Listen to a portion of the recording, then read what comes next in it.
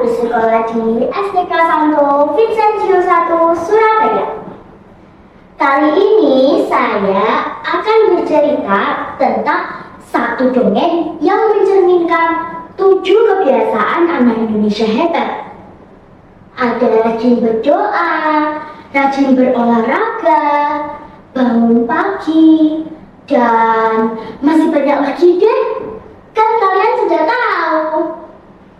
Oh iya teman-teman, kalian tahu tidak? Topi dari gelang aku ini berasal dari mana? Apa? Betul banget. Semua barang ini berasal dari Kalimantan Barat. Cerita yang akan saya bacakan juga berasal dari Kalimantan Barat yang berjudul Batu Menangis. Simak baik-baik ya teman-teman.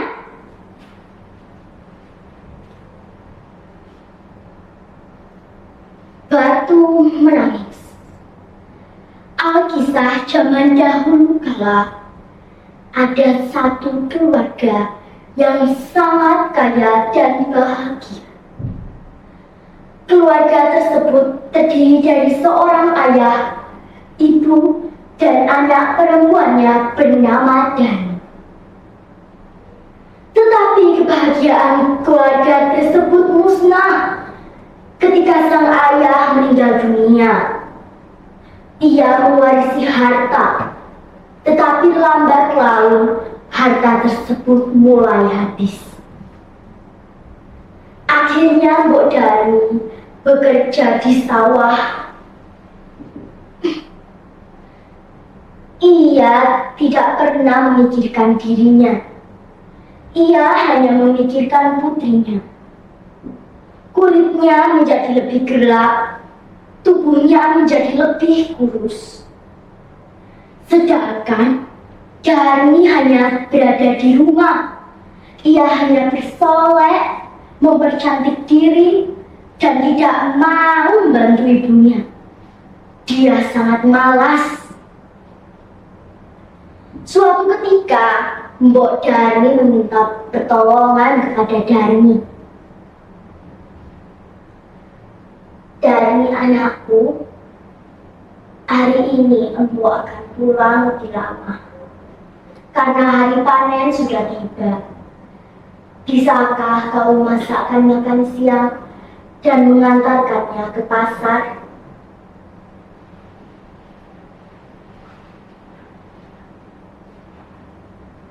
Ya tidak mau lah, Mbok. Aku ini baru saja membersihkan rambut. Kalau misalnya aku memasak, nanti rambutku ini bau arang.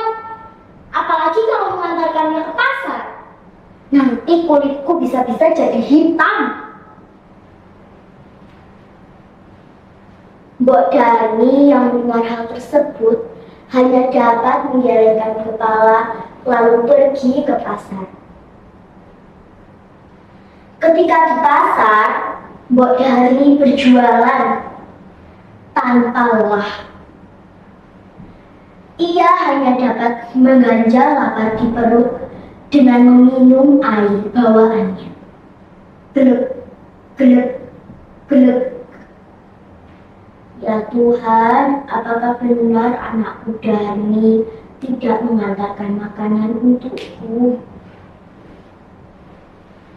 Mbok Dani selalu bersabar dan ia selalu berdoa kepada Tuhan agar anaknya sadar. Ketika ia pulang, alangkah kagetnya ia ketika ia membuka meja makan dan melihat bahwa meja makan tersebut kosong. Dan benar saja, Dani tidak merasa apapun siang itu. Ibu ini bagaimana sih? Sedari tadi aku tuh lapar. Aku menunggu ibu, tapi ibu tidak pulang-pulang. Dani, ibu kan sudah bilang ibu akan pulang lebih lama. Jadi kau harus memasak sendiri. Sudahlah, daripada aku berdebat sama ibu, lebih baik aku ke kamar. Darmi pun pergi ke kamarnya. Mbok Darmi hanya dapat mengelus dada, kemudian memasak. Suatu ketika, Mbok Darmi sedang menghitung hasil penjualan. Darmi yang melihat hal tersebut langsung berkata kepada Mbok Darmi, "Bu, lihat nih, sisirku sudah patah. Beliin yang baru dong." "Iya, anakku Darmi, tapi kamu harus ikut ibu ke pasar." "Tentu saja lah, kan selera ibu jelek." Akhirnya mereka berdua pergi ke pasar.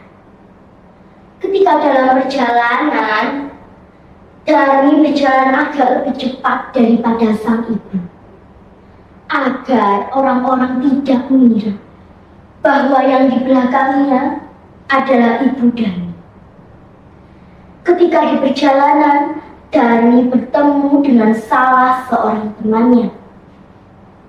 "Hei Darmi, apakah itu ibumu?"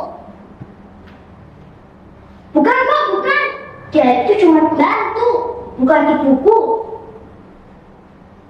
Mbok Darmi yang mendengar hal tersebut menjadi sakit hati. Tetapi ia hanya dapat memejamkan mata dan menahan rasa sakit itu di dalam hatinya. Mereka kembali berjalan, dan Darmi bertemu dengan salah seorang temannya lagi. "Darmi, itu ibumu ya?" "Bukan, dia itu cuma pembantu. Mana mungkin ibuku sekecil dia." Mbok Darmi yang mendengar hal tersebut membendung air matanya dengan sekuat tenaga. Ketika mereka tiba di pasar, Darmi bertemu dengan temannya lagi. "Darmi, itu ibumu ya? Atau pembantumu?" "Dia cuma pembantuku. Mana mungkin dia ibuku. Ibuku itu lebih cantik dari dia." Mbok Darmi yang sudah tidak tahan menahan air mata, kemudian mulai meneteskan air mata. Dia berdoa kepada Tuhan, "Ya Allah, ampunilah dosa anakku. Berilah ia hukuman agar ia jerah." Seketika kaki Darmi menjadi kaku dan berat. "Ibu, tolong aku, ibu, cepetan, kakiku ini udah kaku." Mbok Darmi hanya dapat menangis sambil melihat Darmi. Kemudian ia berkata, "Sudah cukup nak, ibu sudah tidak kuat." Perlahan tubuh Darmi berubah menjadi batu. Ia hanya dapat menangis dan meminta permohonan maaf dari sang ibu. "Maafkan aku ibu, maafkan aku. Aku berjanji tidak akan mengulanginya lagi." Tetapi semuanya telah terlambat. Tubuh Darmi perlahan menjadi batu. Kemudian batu tersebut dipindahkan oleh warga sekitar ke sisi tebing jurang, menghadapkannya ke langit, berharap agar Darmi tidak kesepian.